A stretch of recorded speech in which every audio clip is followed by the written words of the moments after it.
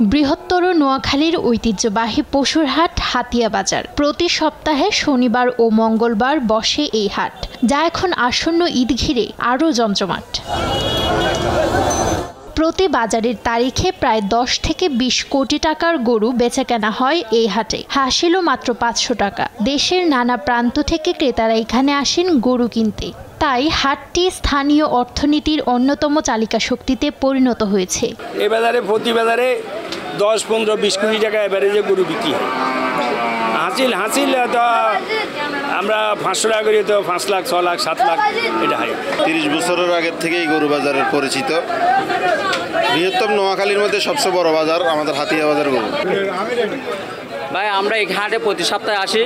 প্রতি সপ্তাহে আমরা প্যাকেট এখানে মাল নিয়ে যাই, এক গাড়ি করে মাল নিয়ে যাই।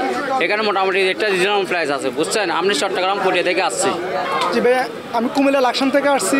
আমি আজকে 28টা গরু কিনছি। এখানে যাতায়াতের ব্যবস্থা অনেক ভালো। গরুর দামও মানে অন্যান্য বাজার থেকে অনেক কম, মানে অন্যান্য বাজার থেকে একটু কম আছে।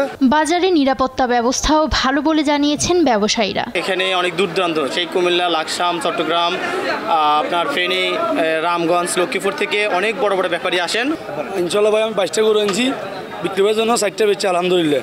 আমাদের বাজার ইনশাল্লাহ মাল আছে, উচ্ছৃঙ্খলা নাই, বেচাকেনা শান্তিমতো আছে, বেচাকেনা হচ্ছে ইনশাল্লাহ। এবার নোয়াখালীতে কোরবানির ঈদে গরুর চাহিদা প্রায় 1.5 লাখ, কিন্তু মজুদ আছে 1,64,000। প্রায় 14,000-এরও বেশি উদ্ধৃত আছে বলে জানান এই জেলা প্রাণী সম্পদ কর্মকর্তা। আমাদের নোয়াখালীতে যে কোরবানিদের গরুর চাহিদা প্রায় 1.5 লক্ষ, কিন্তু আমাদের 1,64,000, প্রায় 14,000 গরু আমাদের উদ্বৃত্ত আছে, যেগুলি হয়তো পার্শ্ববর্তী জেলা বা অন্য কোনো উপজেলায় যাবে। নোয়াখালীতে হাতিয়া বাজার সহ এবার স্থায়ী গরু বাজার রয়েছে 63টি। এছাড়া ঈদ উপলক্ষে অস্থায়ী গরুর বাজার রয়েছে 113টি। নিউজ ডেস্ক, দেশ টিভি।